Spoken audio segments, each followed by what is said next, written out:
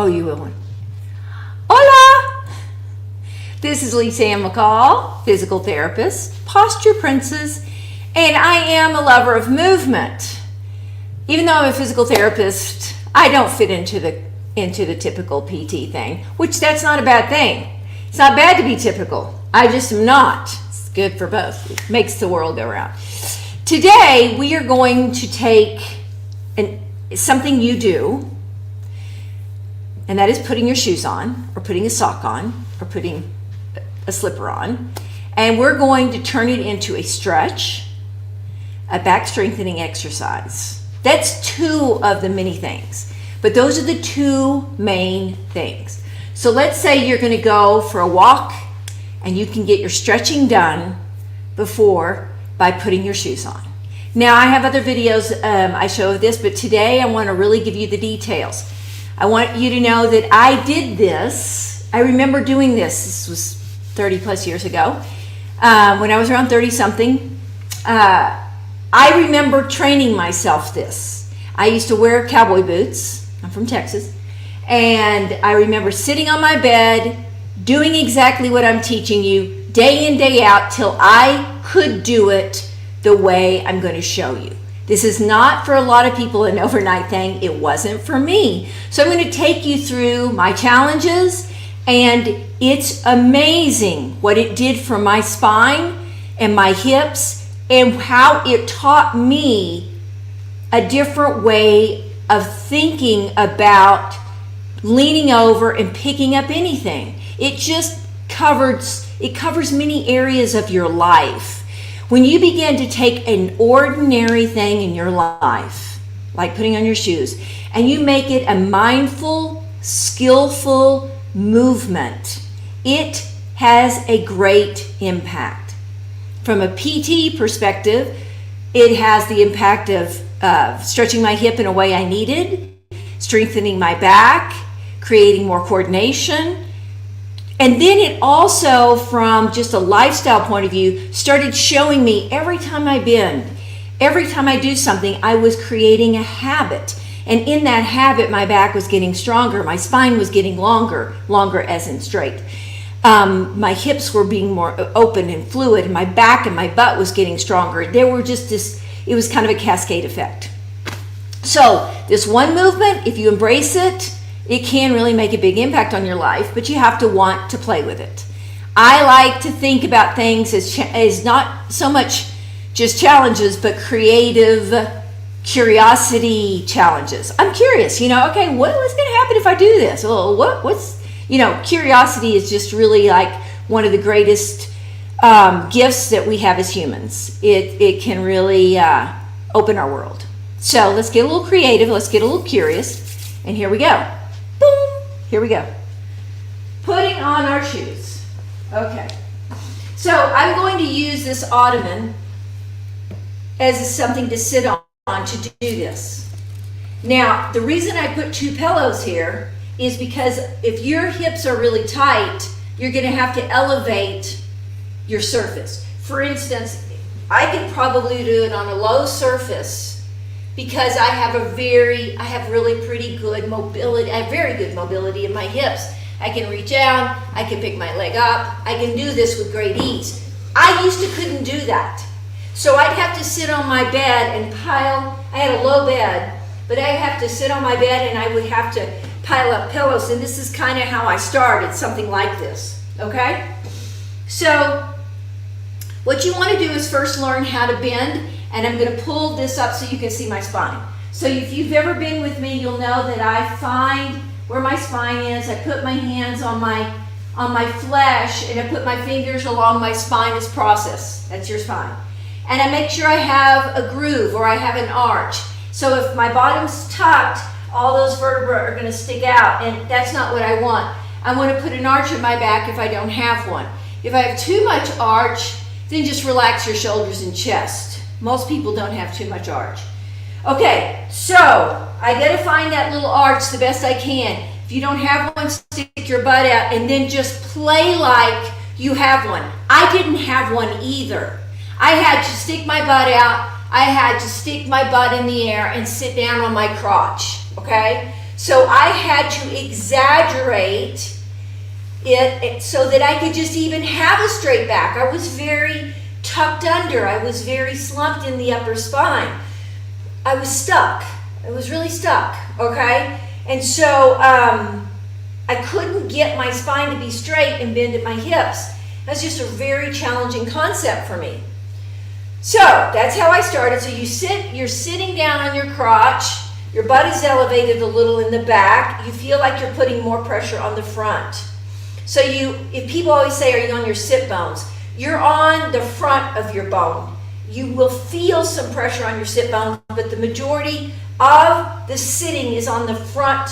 It's called your pubic bone on the front. That's, people really feel that, like, wow, that's really different. Okay, now, to go down and get my shoes, there's two ways you can do that. You can keep your spine straight and go get a shoe, or you can just start with your shoe up here. Who cares? Got my shoe. Well, yeah, I do care. Yeah, I got to keep it down there. Sorry, we're going to have to keep the shoe down there. So here we go. I'm going to show you a couple ways of doing this. The first thing I want to do is I want to pick my leg up and cross it over this leg. So I've got to put my fingers on my spine. I got to go over and keep that groove. And then what I have to do, well, I'm going to put this up here.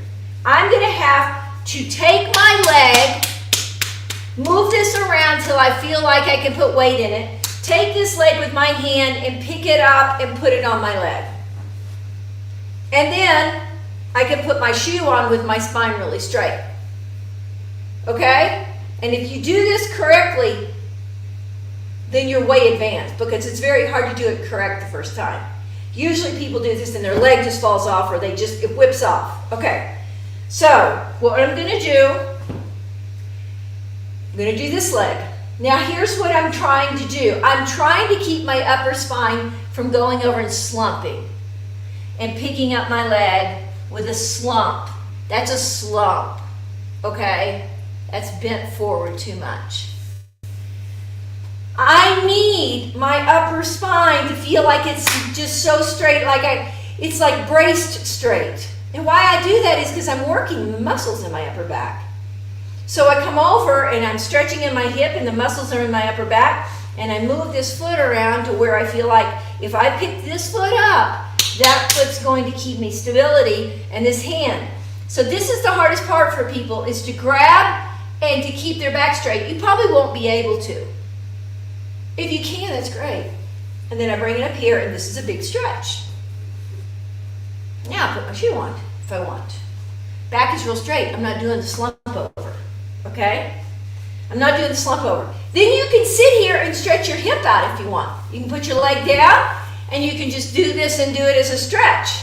You can sit here, talk to somebody, watch TV, whatever you want, but this is a great way, if your spine is really straight, to get a hip stretch. To know your spine is straight is put your hands on your hips, and if they feel like they're rolling backwards, your spine isn't straight. Put your hands on your hips and roll your hips forward and try to force an arch in your back. Yes, force an arch if you know you don't have one. It will not hurt you. Unless you feel discomfort, like like pain, then don't do it. That's your body is very kind to tell you when you're doing something wrong. It said, don't do that. It's the cool thing about the body. So now I'm getting a hip stretch. I can put down. Now, I'm going to show you how to do it on the wall. Some people say, man, that is way too low for me. I can't do that. That's whoa, baby. So you come over to the wall, you bend and stick your bottom up. You maybe reach down and get that. Move your feet apart or together, and then you pick up your leg and cross it, and you bend the best you can from your hips. Now, I think that demands more balance, but maybe for you, that's easier. You're like, that's where I should start. I don't have to bend as far. I'm a tall person, whatever you want to say. Here's another one. Let's do it here. I like these kind. I like couch. I really like couch, what do you call that? Anyway, arms. So I pull my butt up and I sit my sit bones. You better believe my sit bones are there. I'm on my sit bones and just relaxing upright. Now, you may have to pick your leg up, but maybe you like that better.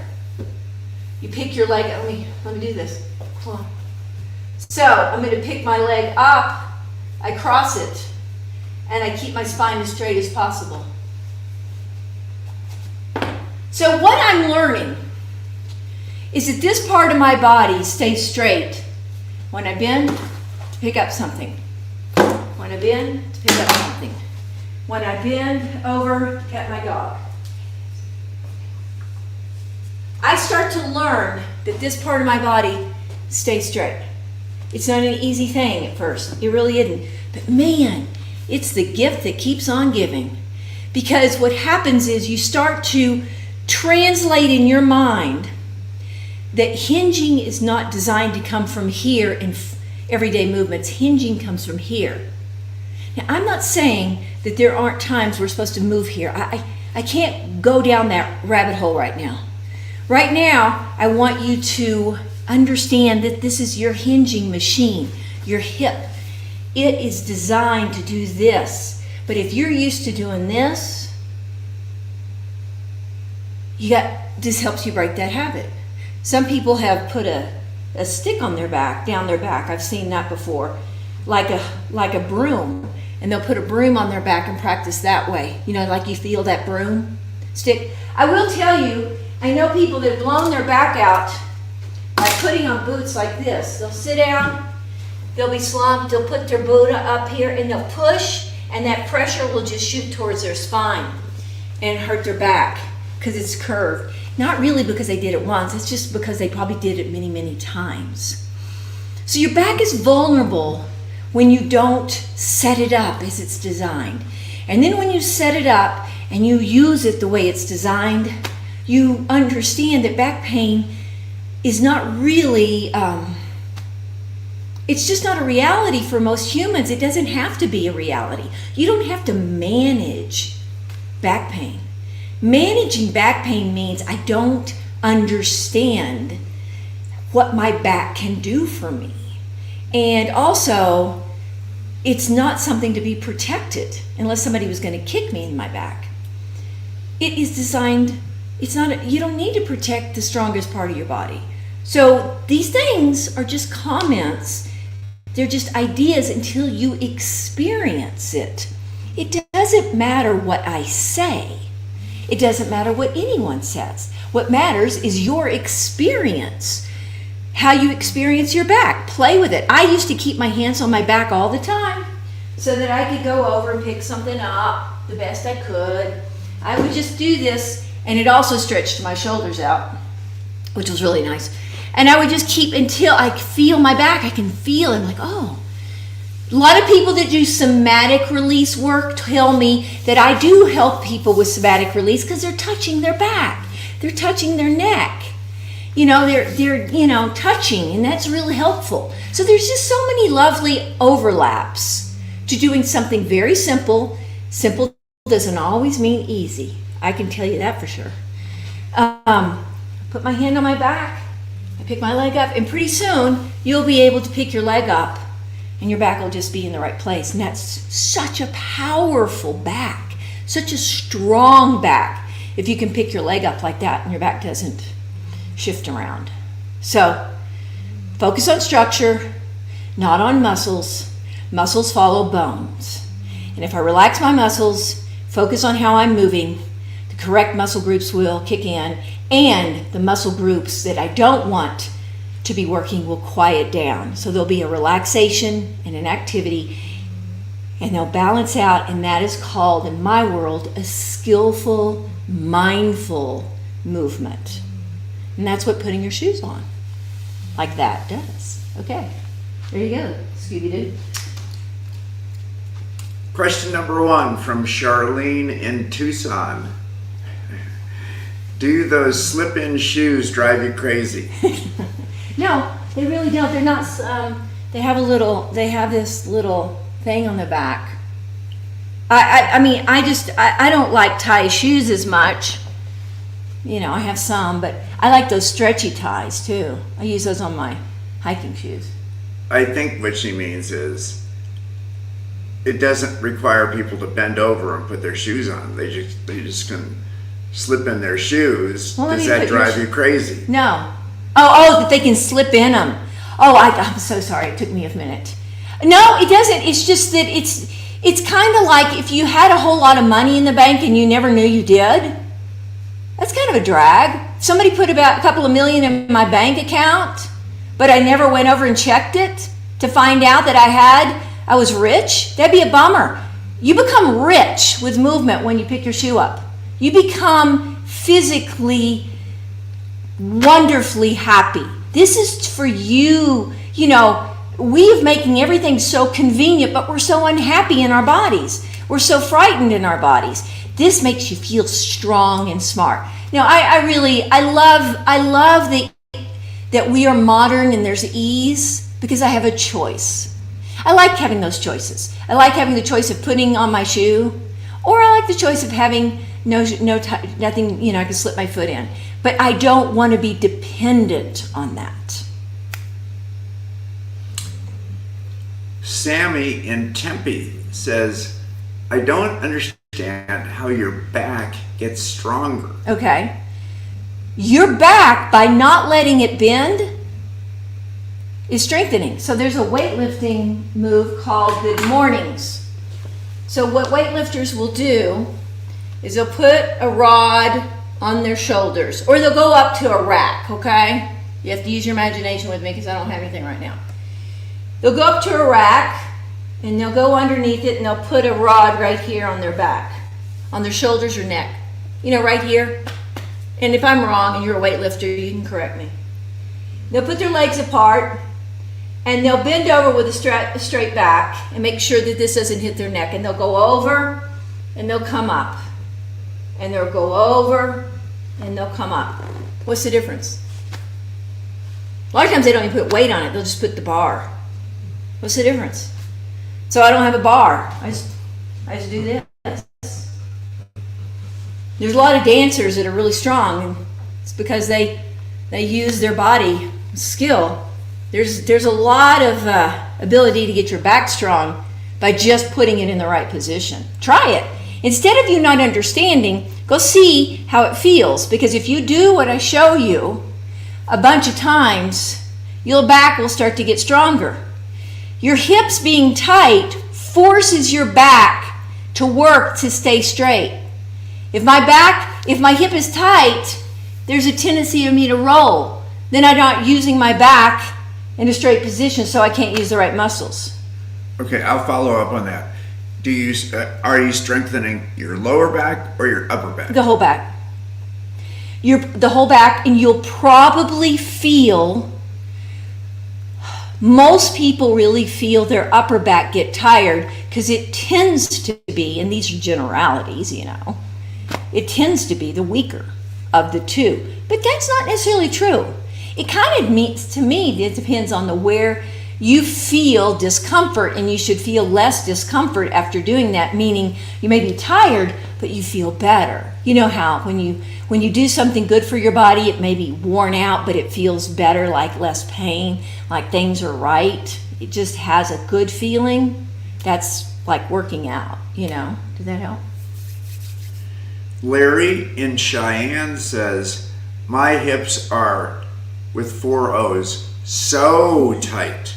What's the most important thing I need to learn? Is patience. And that you pile this high. You put your shoe by you. You really bend. I have to do this. You really get your butt up and your back straight, and you sit like this. And then when you go down to get your leg, don't expect your spine to stay tall. You may have to go do like this and just this is what most people look like when they start this. They can't even pick their leg up, and it's all right. And you're just like, oh. And then you get it there, and then you should sit like that for a while, or do this kind of often and just feel that stretch. That's a great hip stretch. And be as tall as you can. And breathe and just hang out and watch sports, whatever works for you. let it go, and then do the other one. Maybe you pick up at the knee, and you get as best you can. Maybe your knee's like this. Maybe it goes like that, and you're like, how am I ever gonna get that knee open? You don't worry about it. You just repeat, repeat, repeat, repeat, and then boom. There you go. There you go. You just show up over and over and over and over again. Otto in Page says, I can bend okay, but my knees are crippled and restricted. Options? You do this, don't you? I try. So my husband's has had 2 knee replacements, and he doesn't have full range of motion in the flexion department. And so what happens if his knee if it's limited, you're going to have to get more motion in your hip over time. That's not a bad thing, because if this thing is really limited, I got it. I'm with you. That's okay. Then what you need to do is get this hip and maybe a little bit of the ankle and the back straighter so that you don't lose more hip. So many people that have really tight knees end up having to get new hips because they can't get, their knee restriction is causing hip restriction. So you just do the best you can, bringing it up to the level you can. If this is it, if that's what you've got, then that's what you work on. And you get working on getting this more flexible, okay? That right there is a lot of work. That's if my knee won't move. Does that look like, John, is that kind of there? Yeah, so you just do that over and over again. You do that over and over again. If your hips are okay, meaning you got some motion, then you use that motion you have. If I don't have more motion here, I need to get here and here. Body's very forgiving. But if I have a lot of restriction or gimpy knees, that is going to influence my hips if I am not proactive in maintaining and keeping my hip range of motion. And it may help your knees. Email me and let me know. Celine in Williams says, standing and bending, no can do. That's okay.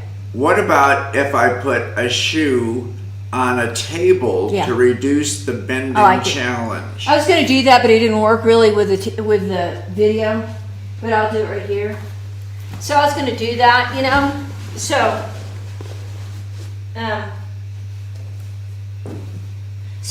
where's the shoe? Oh, here it is. Yeah, baby. There you go. There's the shoe. You can even use a table if you want. Use table instead of your leg. Keep your spine as straight as possible. Boom. There's your shoe. You can do stairs too.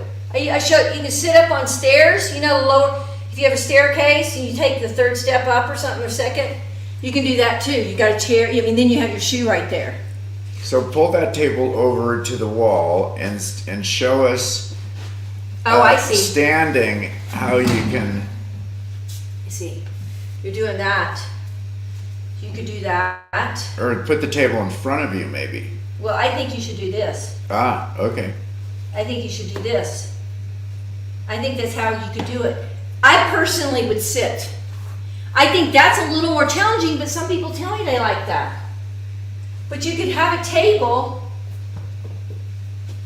to put your shoes on. Practice butt up the wall. Practice my butt up stretch that I have many videos. Many videos on my web, on McCall Method. Is it McCall YouTube? Yeah, McCall YouTube. Learn to bend and stick your butt on the wall. YouTube. McCall Method YouTube. And then use a table. You can always use props. I love stairs. You're sitting there on the stairs. You're sitting 2 or 3 up. You got the shoe there. And then you can focus on your spine. Okay. This appears to be the last question. Norris in Tallahassee. Oh, nice. Says, my ankles are stiff. Okay. That adds to the challenge of putting my shoes on. Yeah, it does. Ankles and hips are friends to knees. And if one is stiff, any one of the three, it's going to affect the other ones, right? So let's say you got more ankle stiffness. So when you do that, you should feel like your ankle gets a little bit of a stretch. Don't hurt it. Just make sure that the knee and the hip stretch a little more and that your ankle gets a little. So you could put a lot of stretch in your hip, a little more in your knee, and then a little bit in your ankle.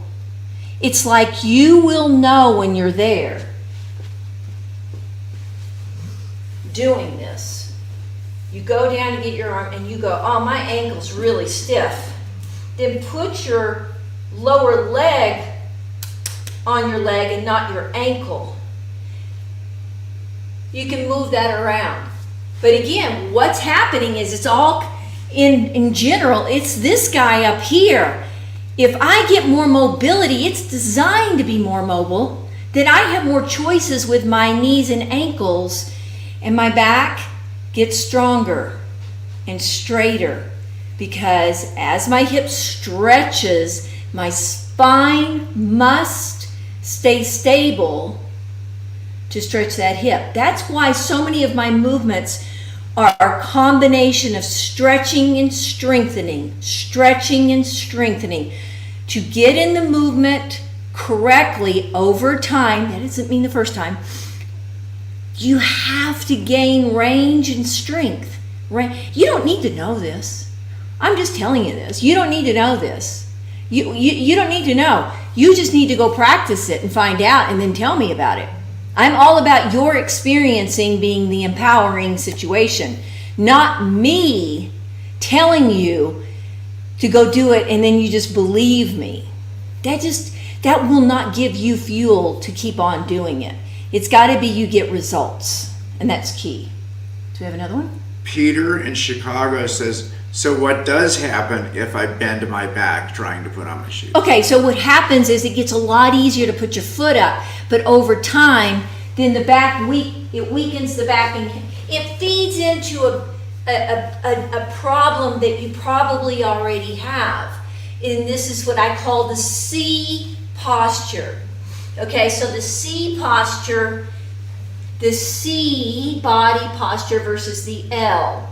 I think that's the easiest way to see it. So if I'm over like this, I can get my leg up pretty easy, but after 100, 200, 300 million times or thousands, what ends up happening is you habitually have got your spine to be in that position. And then one day you go, oh my God, my back hurts, and you don't know why.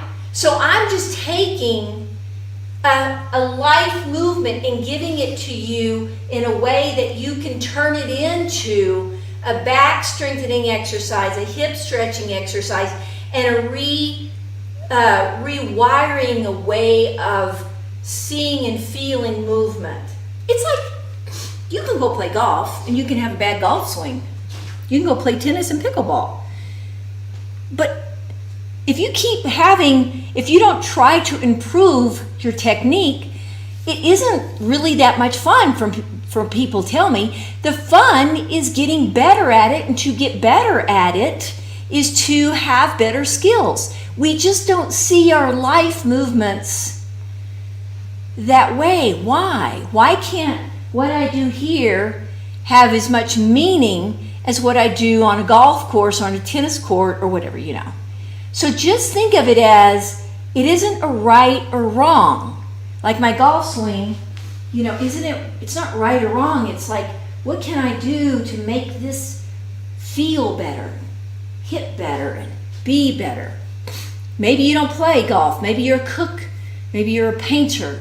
Maybe you do a skill in another way. That is what humans enjoy. They enjoy improving something that they can feel the change. The process is what a lot of people call it. It's not the end goal. It's the process of where we really enjoy life, I think.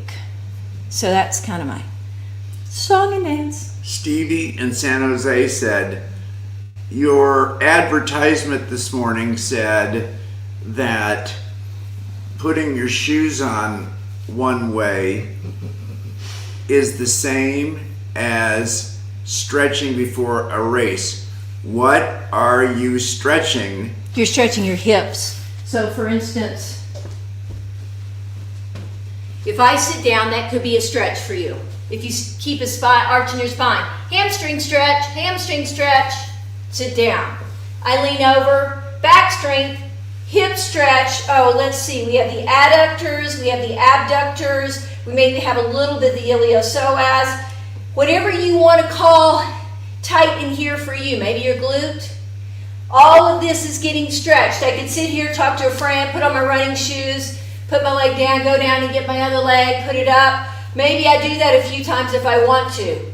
But as I get ready, I have the ability to use the movement right there as a movement that will stretch the inside and outside and the front of my hip where most people are tight, and helps me with my back posture, quote posture, that will help me run and walk more upright. I don't know how else to say it. Everything's connected, baby.